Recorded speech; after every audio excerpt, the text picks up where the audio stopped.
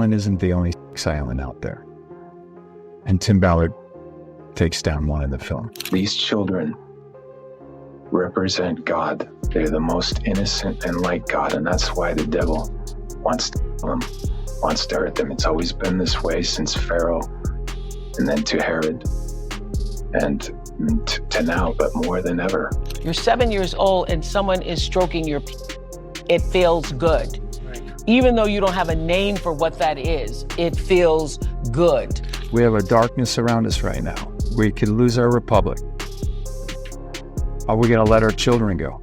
And that's a question, and people have to answer. And I think they're onto this. And the way things are going to be done now, it's going to be changed from this point on. There's going to be a new direction in this country. Jim Caviezel just released a shocking claim that could change everything about Oprah Winfrey forever. Now, before we dive deeper, you need to understand exactly how we ended up here. It all began with a film that Oprah and her inner circle allegedly tried desperately to suppress. There was talking going on, and I was like watching the audience going, second time it happened, again, third time, talking in this one particular spot. And I'm thinking, what, did we do something wrong or something? But so then one more time it happened. At the end, I was asking about the movie, and I asked them about that one particular part where everybody's talking, and they all cried out Epstein Island. And I went, oh, okay. Now I understand what we're about. The film Sound of Freedom fought through countless obstacles just to reach audiences, and it is far from a typical Hollywood action production. It is inspired by the real-life story of Tim Ballard, a former government agent who walked away from his career and put everything on the line to launch a private mission dedicated to rescuing children from some of the darkest trafficking networks, including cases like Jeffrey Epstein that shocked the world. He wasn't just cast as the lead character. He became completely consumed by the project, and once you hear what unfolded during filming, you'll understand exactly why. This movie has a power because it goes into your heart, and it asks you a question. You know, when this is all done, what do you get? And what are you gonna do? You're gonna have to meet God at some point, and I believe it's going to move a lot of whistleblowers to come forward, but not one. In the hundreds, maybe thousands of them worldwide start coming forward and telling the truth of what's really good. Caviezel has spoken about filming in Cartagena, Colombia, and what he saw still haunts him there. When we were down in Cartagena, the guys would come up and they were, right in front of us, ask us if we wanted niñas or niños, and little boys or little girls, and people think that that's not something that happens here in the United States. Well, absolutely it does. Over 300,000 children under the ages of 18 were into the deepest recesses of hell, and it's disgusting that the media hasn't covered it like they should. He is speaking about the worldwide scale of this issue. And what makes it more disturbing is this. In the United States alone, claims suggest over 300,000 children have been impacted by such networks. Think about the children crossing the border. Around 85,000 are said to have gone missing. No one knows their location, and authorities appear unable or unwilling to respond. They're not doing their job, especially when 85,000 children had crossed the border this last year and disappeared. Where did they disappear to? Behind the production of this film lies a far deeper story. Jim Caviezel later revealed the film was completed 5 years earlier, but major studios refused to ever release it. Eventually, it was picked up by Angel Studios, and when Sound of Freedom finally reached music theaters, became a massive hit, earning more than $200 million. This is where things start to turn messy. Jim Caviezel wasn't simply making a film. He entered a war, and Hollywood elites pushed back aggressively hard. Everyone was told, from Rupert Murdoch, from Fox, to every studio, look, if you touch this thing, you will be out, you will be done. You'll be finished in 3 years. I remember this one conversation I had with Mel Gibson and the whole team that came in and just said, wow, these are the steps. So, why are Hollywood elites so angry about this film? I mean, it's supposed to be about saving kids. That's exactly what Charlie Kirk asked Jim Caviezel on his show, where Jim responded saying that powerful groups were involved, and he specifically hinted at figures like Oprah Winfrey and Tyler Perry, who allegedly have been trying to delay. Why are they so opposed, so frantic in antagonizing Sound of Freedom? What's going on here? Well, I'll give you an example, Charlie.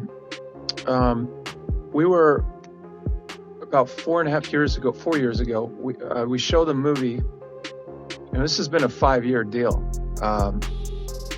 And they've done everything they could to stop it, as they did this with the Passion. At an early screening of Sound of Freedom, something unfolded nobody expected there. During a key scene, viewers began referencing Epstein's island allegedly. Caviezel saw this as a sign. He said it felt like audience was pointing towards something far bigger there then. And he began describing a concept he refers to as 8-armed octopus called.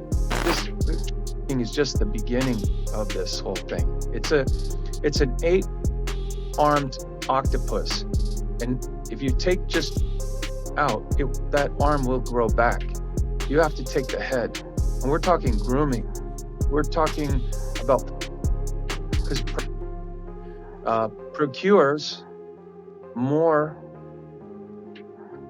and Yes. then it's a non-stop cycle. So this is a culture that has to be. Basically, he views this as only a small fragment of something much larger. This isn't just a minor isolated operation.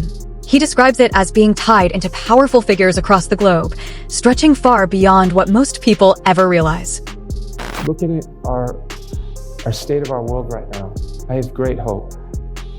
I know that the saints in heaven wish to be on this earth right now because there are far more people on this earth than there's ever been. And there are far more souls to save right now than there ever has been. Jim Caviezel has been increasingly vocal about his public distrust of mainstream media, pointing to what he believes are repeated waves of misinformation and selective reporting. And for many viewers, this topic has become a major turning point in the broader conversation, especially after online discussions began circulating claims involving Oprah Winfrey's name appearing in several referenced lists. Now, when a public figure's name is mentioned alongside convicted individuals in disputed documents, people naturally start demanding clarification. Critics argue it raises questions that can't simply be ignored. Oprah, however, has not publicly addressed these specific claims, and no official explanation has been confirmed. And it's not just court-related material being talked about. Music. Online investigators have also been digging into the flight log of what's often referred to as the Lolita Express. Epstein's private jet was reportedly used to transport a wide range of high-profile figures around the world. And within those discussions, some users claim there are possible overlaps involving travel records and individuals connected to those lists, though none of these claims have been independently verified. I think it was on that day that I mean, for the first time I recognized that I was not to blame, because I became a promiscuous teenager. And as a result of that, got myself into a lot of trouble and believed that I was responsible for it. It wasn't until I was 36 years old, 36, that I connected the fact, oh, that's why I was that way. I always blamed myself. Even though intellectually I would say to other kids, I would speak to people and say, oh, the child is never to blame. You're never responsible for life. I still believed I was responsible somehow, that I was. The Epstein connection, as it's being discussed online, is only the starting point. To understand why people are paying attention to it, you have to follow what some describe as a trail of controversy stretching back years. Oprah Winfrey's public history is often viewed through moments that supporters and critics interpret very differently, creating two completely opposing narratives. In 2007, she launched the Oprah Winfrey Leadership Academy for Girls in South Africa, promoted as a flagship humanitarian project designed to support underprivileged students. At the time, it was widely celebrated and praised as a major philanthropic achievement. But later, reports and allegations began to surface that shifted the tone around the institution. Shortly after the school opened, a dormitory staff member, Virginia Makopo, was arrested and accused of multiple counts involving inappropriate conduct with underage students. Oprah publicly stated she was deeply disturbed by the allegations and described being shaken by what had been reported. Around the same time, a defamation lawsuit was filed, with Makopo claiming that public statements connected to the case unfairly damaged her reputation and suggested wrongdoing before all facts were confirmed. The matter eventually moved toward an out-of-court settlement, with limited information made public about the terms. Makopo was later acquitted of all charges after inconsistencies were cited in witness testimony. And the reason why it irritates me is because it means that somebody must think I'm lying. That's number one. Number two, why would you want to hide it?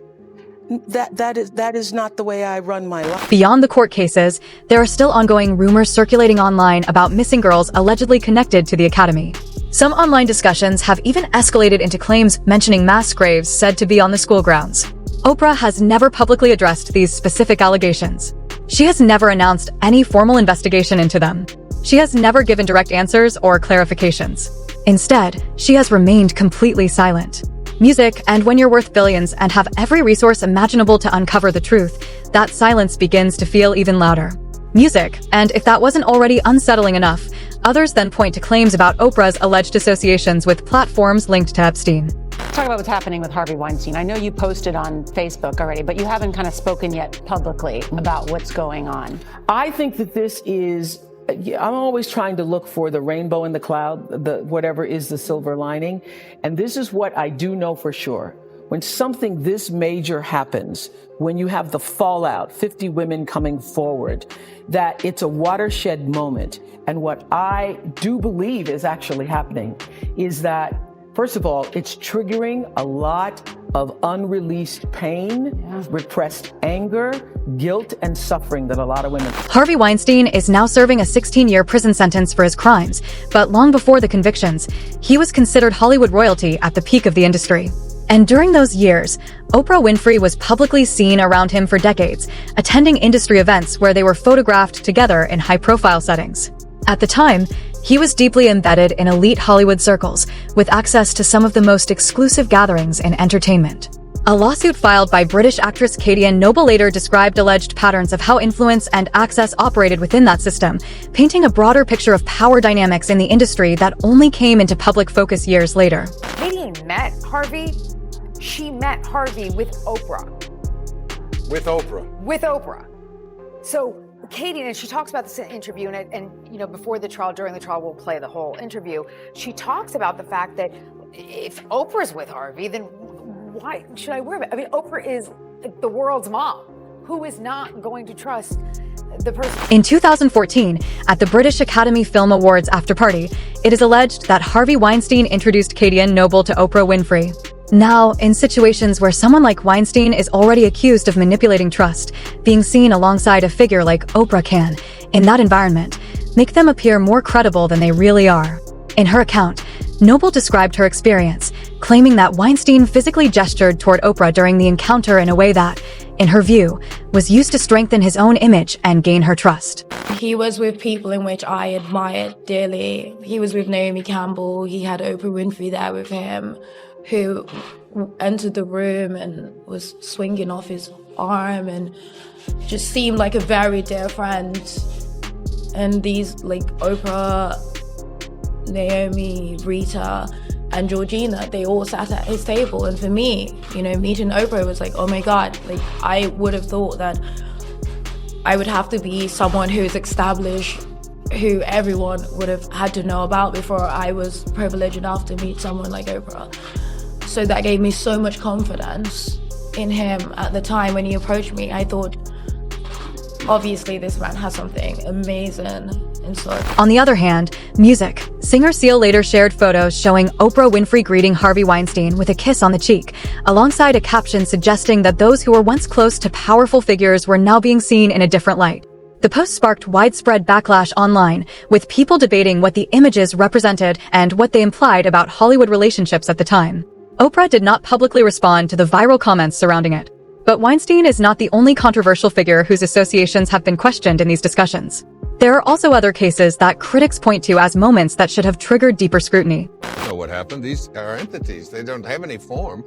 They're just these spirits that enter his body. It's been going on for 40 years to 25 million people. Okay, so tell me this. Does he tell you a certain time to lay down, a cerern way to lay down? No, just go to bed, wear white, just wear, everything is white, drink the water, take the herbs, and don't have, and don't eat spicy food, and don't eat pork. Basically, that's John of God was a Brazilian spiritual healer who claimed to cure people through faith-based practices. Oprah featured him on her show on multiple occasions, introducing him to a global audience and giving his story massive visibility. Years later, serious allegations emerged against him, and he was ultimately convicted and sentenced to prison after multiple women came forward with accusations of abuse. Following the revelations, Oprah expressed that she was deeply saddened by what had come to light. The situation also sparked wider debate about the responsibility of media platforms, especially when introducing controversial figures to millions of viewers. Critics argued that due diligence should have been more thorough before giving such individuals a global stage. Within that broader conversation, Jim Caviezel and others have pointed to it as part of a larger pattern they believe reflects how influential media endorsements can shape public perception, and how difficult it is to walk back that influence once serious allegations emerge later. My intention, Dr. Oz, was always to please. The reason I said yes is because I don't want you to be upset with me. The reason I gave you the money is because I don't want you to say, oh, she's stingy. She don't know how to, she's not kind to people. She doesn't share. So she's not nice. So my intention was to make people think I was nice, or allow them to feel that I was nice. Oprah's presence at Diddy's parties has only added another layer of controversy to the discussion. It's important to note that simply attending industry events does not confirm knowledge of anything happening behind closed doors, but critics argue that repeated appearances in the same elite social spaces raise questions in their view. Some people suggest that when public figures are consistently seen in environments where controversial individuals also move, it can blur perception and create unintended validation through association. Music, from that perspective, critics frame it less as direct involvement and more as the symbolism of proximity, arguing that influence and reputation can be reinforced simply by being present in certain circles. Music, others go further and interpret it as a pattern of access and endorsement, even if indirectly, while supporters strongly reject that idea and emphasize the difference between attendance at public events and responsibility for private actions. Criticism in the beginning was, you're wasting all of that money on just 400 girls. Well, on 400 and then another 400 and then another 400 and another 400. I will tell anybody who chooses to criticize it, not a dollar has been wasted. According to Jim Caviezel, this is all part of something much larger. Caviezel doesn't frame Oprah as a single isolated figure, but instead as part of what he describes as a broader system of influence operating behind the scenes. What stands out, according to these discussions, is how her name continues to surface in various controversial narratives, not only in online interpretations of Epstein-related material or connections involving Harvey Weinstein, music, but also in wider political rumor cycles. Some of these conversations even link her to broader networks of high-profile relationships, including associations with political figures such as the Clintons and other powerful individuals who themselves have been mentioned in Epstein-related speculation. These claims, however, remain heavily debated online, with no consistent or verified evidence tying them together, yet they continue to circulate and fuel ongoing controversy. Hillary Clinton, hi! Has anybody told you you are the super predator? Has anybody told you you are the super predator? You're responsible for the deaths of millions? While mainstream media continues to dismiss these claims, Jim Caviezel has been making increasingly bold statements that some interpret as warnings about what he believes is coming next. At various speaking events and conferences often attended by politically motivated audiences, he has delivered remarks that many describe as intense and alarm-driven. He has referred to what he calls an impending storm, suggesting a major reckoning that he believes could lead to widespread accountability and consequences. Music. In those discussions, he has also made vague references to powerful public figures, including celebrities like Oprah, implying that those in influential positions should be paying attention to what he believes is unfolding. Isn't that what we're supposed to do, or are we just supposed to sit back and stay on the fence? And as my friend says, the devil owns that fence. Here's where things take an even stranger turn.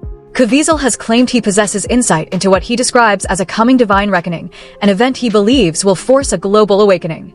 He refers to it simply as the event, suggesting it represents a final breaking point, with the Epstein revelations acting as the last domino before everything shifts. Whether or not you believe in prophecy, the fact that someone like Caviezel, an actor who has openly risked his mainstream standing to speak on these topics, is standing before crowds and making these statements gives the narrative a certain weight for many who listen. It raises a question that keeps circulating online. Why has there been no major mainstream investigation into Oprah's alleged connections? Supporters of these theories argue it's not because information doesn't exist, but because of the level of influence she holds. Oprah Winfrey's reach spans television history, publishing empires, cultural influence, and deep ties within entertainment and politics. Over decades, she has built a media kingdom that shapes narratives on a massive scale, deciding what stories rise and what stories fade. Critics in these discussions claim that with that level of power comes control over perception itself. They argue she can elevate certain voices while shutting down others, shaping public attention in ways that are difficult to challenge. Music. Some even suggest that speaking against her publicly carries professional risk, claiming that journalists and creators may avoid criticism out of fear of losing opportunities or access. From this perspective, They believe unfavorable coverage rarely survives long, not because it isn't written, but because it is allegedly pressured out of circulation or buried before it gains traction. Well, because I was trying to calmly leave and not cause a thing. No apologies necessary. When Oprah's like, stand up and show me your body, show us why you're worthy of being here. That was so not okay. I speak about that woman because she's spoken about me. And when you begin to speak about me privately, I'm going to speak about you. This is what Jim Caviezel refers to when he calls her the gatekeeper. In that framing, she isn't just a media figure. She's described as someone who influences which narratives gain traction and which ones quietly fade out of public view. Some critics argue that the culture of confession and redemption she helped popularize on television can also function in a different way, giving powerful figures a platform to express remorse, reshape their image, and re-enter public favor without lasting consequences. In their view, it becomes a cycle where accountability feels incomplete and public memory moves on quickly. From that perspective, supporters of this theory claim that when controversy gets too close, the narrative often shifts and she is recast not as part of the system, but as someone responding to it. They argue this creates a perception where she is seen as a problem solver rather than someone embedded within the same ecosystem she critiques. Looking at specific moments, critics point to the period when allegations against Harvey Weinstein surfaced. Oprah publicly aligned herself with the broader #MeToo movement and delivered a widely discussed Golden Globes speech centered on believing survivors. In that moment, she became a prominent voice within the movement, while earlier associations with figures like Weinstein were reinterpreted through a different lens by the public. Later, her involvement in philanthropy and relief efforts, including visits tied to the Maui wildfires, was also highlighted in media coverage around the same broader timeline when Epstein-related discussions were resurfacing online. Some online voices frame these overlaps as suspicious timing, while others dismiss them as coincidence amplified by social media narratives. On platforms like X, posts continue to circulate ranging from claims demanding transparency about Epstein-related networks to calls for scrutiny of Oprah's past associations, though these remain unverified opinions rather than established facts. America right now and the world, when they see this, they're being reawakened because the media has lied too many times. And this is the strand that broke the camel's back. Jim Caviezel's comments leave behind a simple, uncomfortable question for many viewers. If this wasn't Oprah, with her influence, wealth, and decades of media power, would the reaction look completely different? Or would the consequences already have been far more severe? Think about it. Critics ask what would happen if an ordinary person had their name repeatedly linked in disputed Epstein-related documents, had associations with controversial institutions, and was seen in proximity to individuals later accused of serious crimes. In their view, the public outcome would be swift, reputational collapse, legal scrutiny, and total career destruction. But in this narrative, Oprah remains untouched, still active, still visible, still operating at the center of culture. Supporters of this theory argue that this only reinforces the idea of her as a gatekeeper, someone they believe has influence over how stories are shaped and remembered. This is also where Jim Caviezel's name gets pulled deeper into the discussion. He's portrayed by critics as someone who stepped outside Hollywood norms, speaking on subjects that many in the industry avoid, and paying a professional price for it. They argue that when Epstein-related documents surfaced, online discussions once again circulated Oprah's name and point out that she has not publicly addressed those specific claims, allowing speculation to grow in the silence that followed. From there, people online draw patterns across different controversies: Harvey Weinstein, John of God, Diddy, and institutions like the South African Academy. In their interpretation, it becomes a repeating storyline of proximity, influence, and public perception, though each case is complex and heavily debated on its own. Ultimately, the conversation ends in the same place it began, not with conclusions, but with questions. What do you think about all of this? Is this just a string of associations being amplified online, or is there something deeper people are missing?